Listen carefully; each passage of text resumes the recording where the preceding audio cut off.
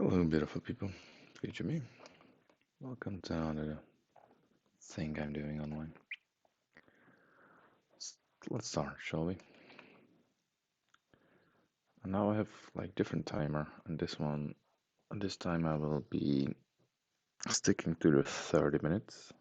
So let's see how it goes.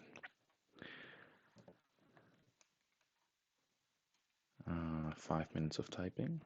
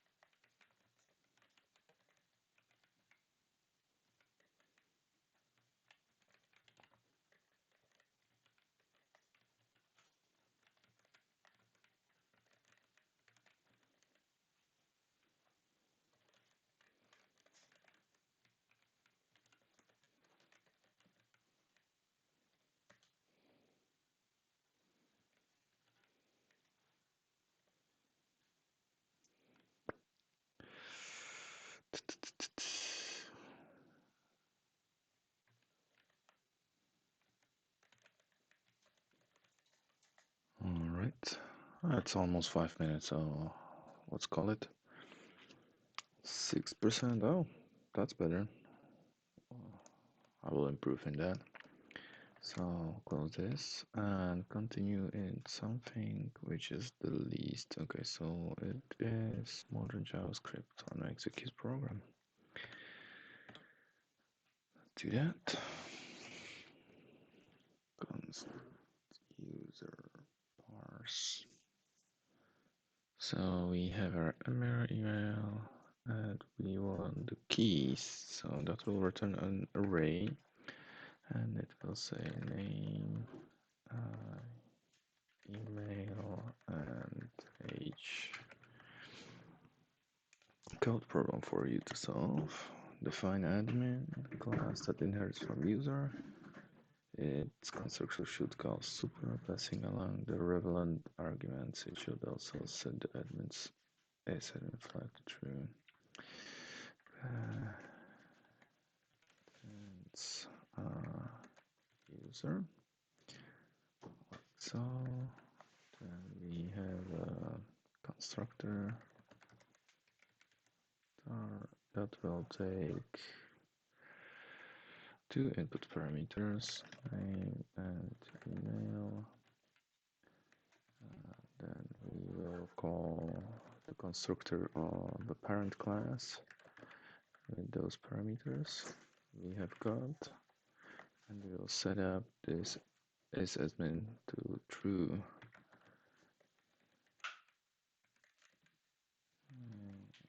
It's true. And that will be end of our constructor and also everything that we need. So if true class cat, well, because they it is inside of the if statement, so it is not visible on the last line, so this is an error. Define a user class with a method named isAdmin, including the space. Your class should accept an isAdmin argument to the constructor, which is then returned by the isAdmin method. So we will have a constructor is admin like so. Shouldn't it be yellow? No, it should not. Okay. And we'll say this that is admin equals to is admin, not armin, admin like that. Then what else? That is the constructor, that's fine. And now we need the is admin function. So we will is admin input parameters nothing, and it will return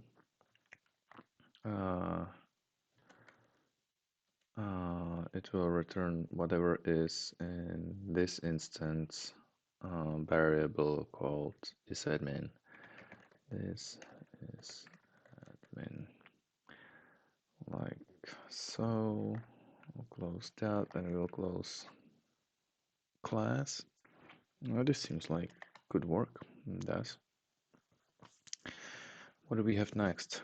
A function create gorilla. Inside of there's a class, and we create that we return that gorilla. This is okay. I will get Michael now. Okay, so this is the yield is the what function? Not iterator, not I forgot the name. Generator function. It is a generator function. And basically it returns something which can we iterate over.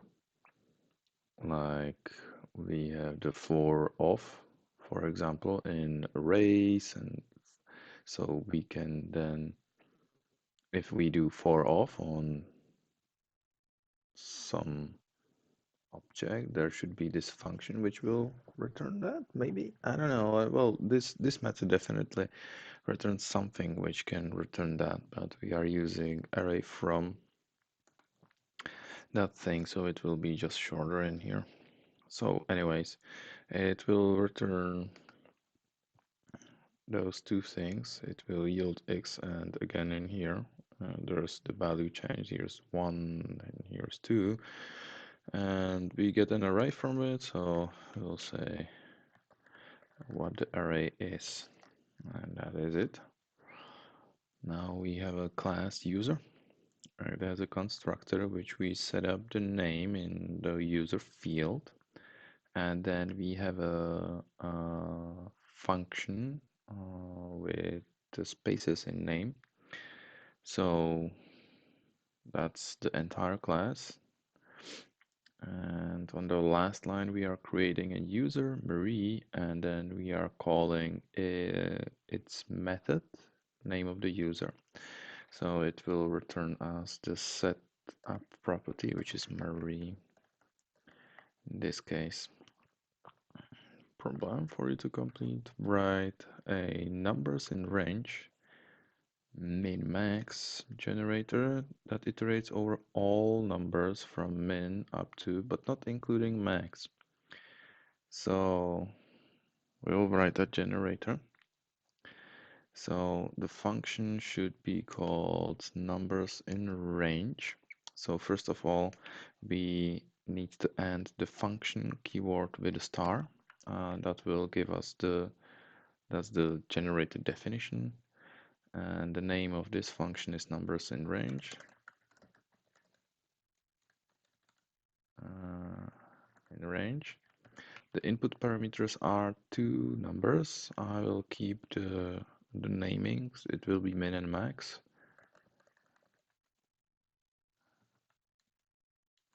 Min and max. Okay. And we will open the body. Now what we will do, we will iterate in the for loop from the minimum till the one number below maximum. I will not do any checks, check for the valid inputs if the maximum is smaller than minimum and so on. So we'll just do the basic, and that is the for loop.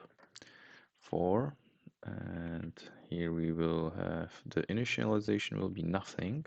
The condition will be minimum must be smaller than maximum. I will use the minimum as iterator here, and we will post increment the minimum like so. So, and inside we will be generating that number. So we will yield, that is the keyword. We will yield the minimum.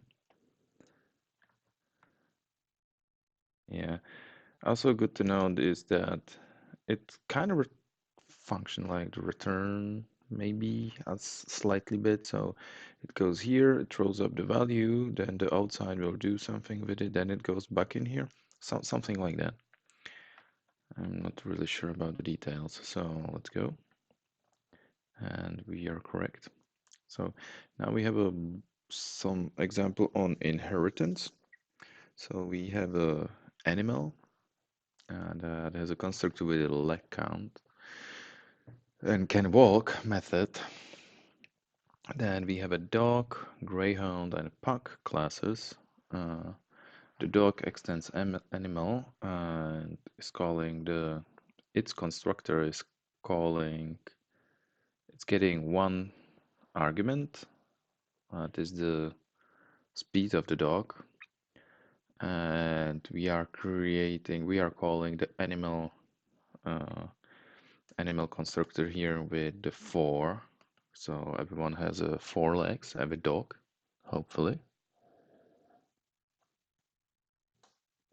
By hopefully, I mean it would be terrible to have dogs with. Oh, it might be cool. Have a dog with 6 legs. That would look a little bit weird though. And here we are setting up the speed six, that is 65 and 5. Then we have an array. We are creating the greyhound, calling its method, and Puck, and also calling its method. So with that in mind, so this will be true. Greyhound is the speed is 65. Puck can walk as well, and the speed was 5. Let's go. We are correct. Then user.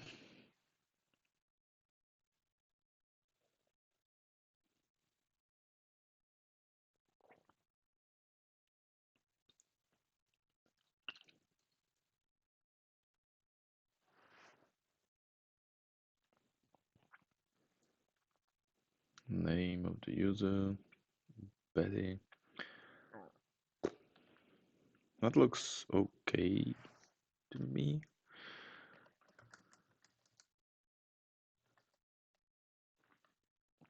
Here, our user email. Okay, so this is that it will show two things.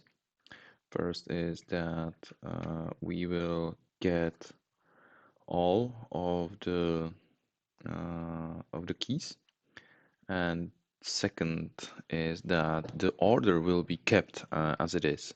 Those two will not switch, and then when we add something, here we are adding email, it will just append to the end. So the keys will be name, uh, will be name, then age in quotes, and then email. Oh, I forgot the quote in here. Oh well, we can fix it right away.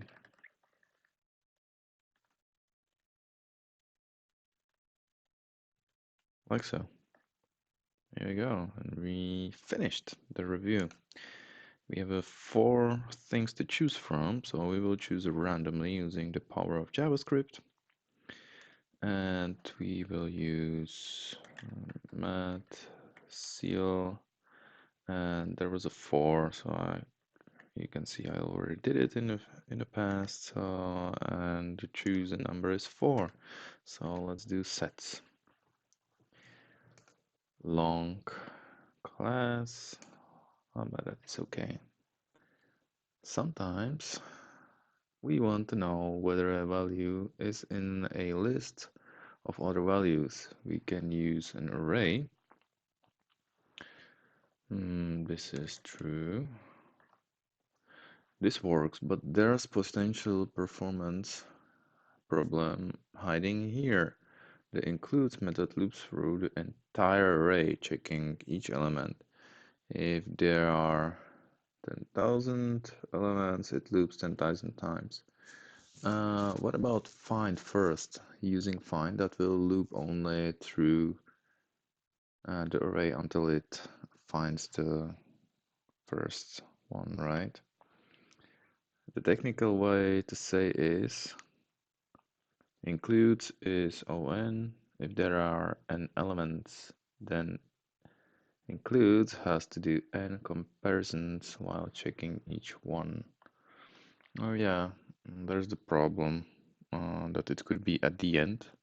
So the complexity really is on for the worst case scenario. JavaScript's set data type is a better solution to this problem. A JavaScript set is a collection, it's ordered, and it contains only unique values. We'll look at each of those in order.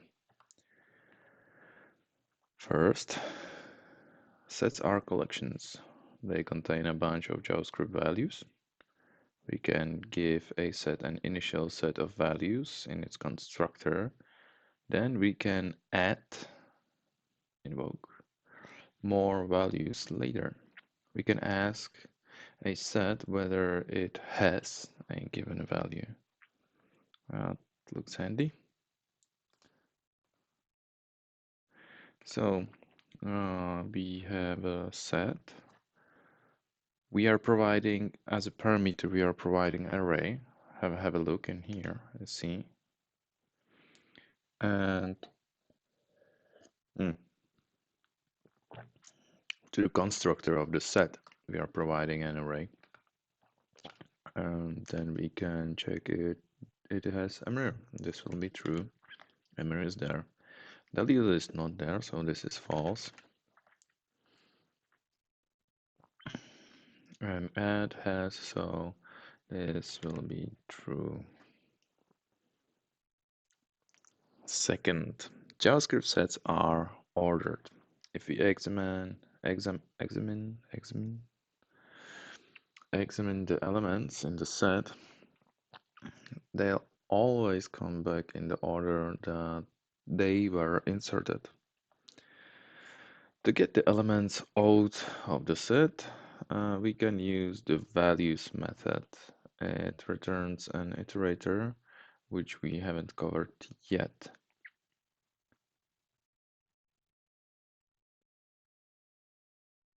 It returns an iterator, which we haven't covered yet. We can ignore the iterator for now by converting it into an array with array from, and that would be names dot values bananas. Yeah, array from names values bananas, and we will get that. Okay, and we are ignoring the thing. What? Seriously? You want me to write the same thing you just did? Is there something different? Oh, the order is different. So, okay, it's a little bit different. The order will be preserved. The lesson is here. So there's a Betty. That's the first, and second one is a mayor. Close it. Sets are mathematical objects studied in set theory, the modern form of which dates to the 1970s. Most programming languages, including JavaScript, provide a set type with operations that would be familiar to the set theorist George Cantor, 1845 to 1918. Unlike mathematical sets and unlike other programming languages sets, JavaScript's sets are ordered. Yeah, as we saw above.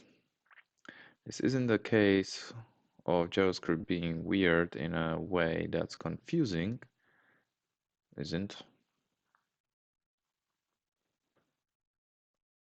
If anything, preserving order is desirable. It's one less uncertainty to track in your code. It's important to keep this difference in mind.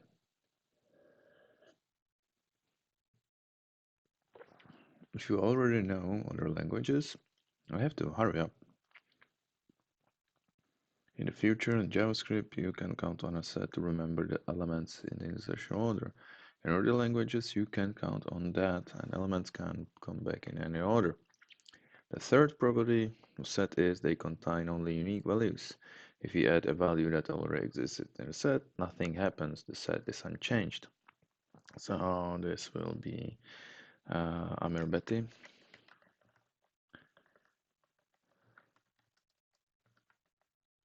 Elements can be deleted from a set with the delete keyword and cleared with clear.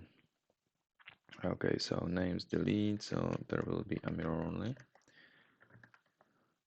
And we clear, and that will be empty array. That's everything that set can do. But the examples so far have been a bit deceptive. Deceptive. We kept converting set into an array. The main power of sets isn't it converting back into arrays, it's that calling has is very fast. An array includes method that slows down as the array gets larger, but sets don't have that problem. A set has met method is O1, it always takes the same amount of time regardless how many elements there are. Nice. As is often case, that's true in practice, but it's false in the most literal sense. There are situations where has could theoretically perform as badly as an array does, but they are so vanishingly rare that few of us will ever encounter them in our entire careers. Let's run some benchmarks to see performance in reality. We'll use benchmark function that calls another function a million times, then returns how many milliseconds calls took. Okay, we'll benchmark an array and set, each without a million elements. We won't benchmark the costs include building the arrays. We only care about the cost of calling the includes and has methods. Okay, so here are the numbers and benchmark large array and set, and that is a big difference. That one is faster. Unlike the other examples in this course, we didn't actually run the one above in our browser. If we did that, we, as authors of this lesson, couldn't know exactly what numbers come out, because my computer is quite slow. But those numbers are the actual benchmark times in milliseconds that we've got on our machine. It took 660 times as long to call includes versus has. If you run the above code in your browser's developer console, you should see similar ratio. You'll need to put a console log around the final array of times. Sure.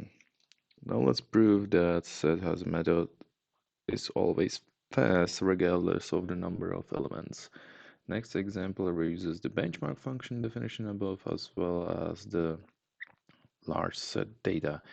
We compare the performance of Haskell in a one element lonely set to the performance on the million element large set.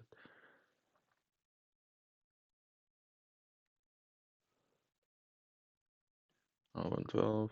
Oh, nice. Calling has took the same amount of time for a single element that if it took for a million element set. Again, those are numbers that we've got, but you should see similar results if you try. Internally, execute program uses sets in a few different places. All of them could be replaced with arrays for a moderate performance penalty, but why take the penalty when sets have as much such simple interface? For example, every code example is in execute program has an ID, and all example IDs must be unique. To check for that uniqueness, we loop over the example IDs, adding them to a set. If we ever encounter an ID that's already in set, then we know that we are seeing it for a second time, so it's a duplicate. In that case, we throw an exception to signal the error to ourselves. Here's code problem for you to complete. Right has duplicates function that uses a set to decide whether an array of numbers has duplicate. It shall return true if there are any duplicates, otherwise false. At each step, check for whether the number is in the set. If it is, it's a duplicate, otherwise add it to the set. Okay.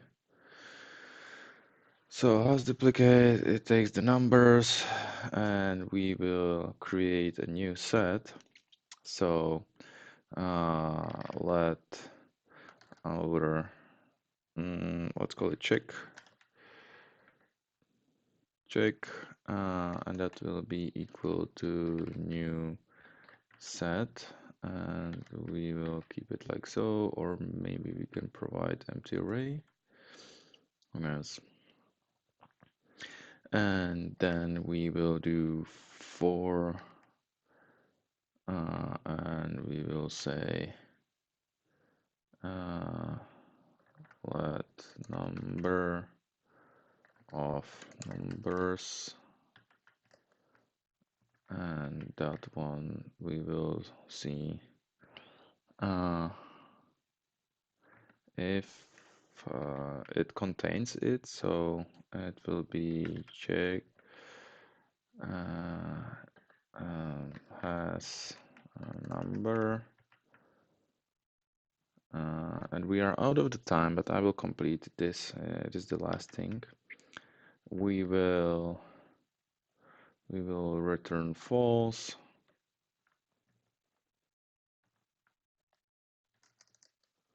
Return false, like so.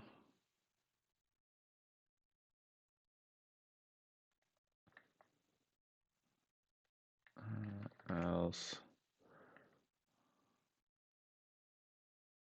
not else, we will do that and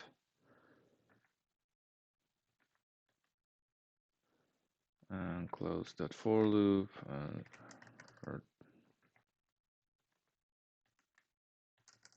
return true. And here that should be okay. So I like to have these things in place and it returns true all the time. Oh, I did not add it, so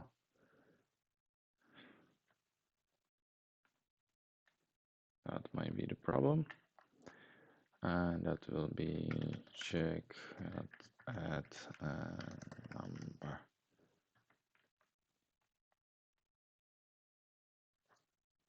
True, true, false, false, false. Okay, so we have it reversed. Why?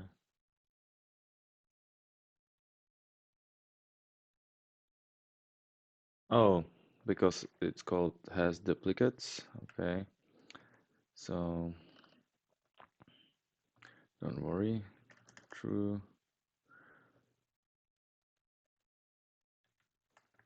false. No, it works. Okay.